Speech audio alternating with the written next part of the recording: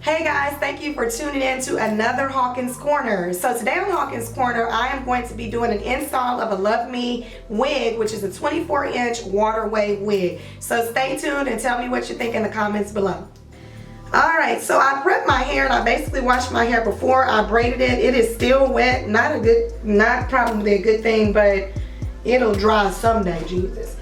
So what I'm going to do now is I'm going to use this Got To Be Glued and I'm going to go in and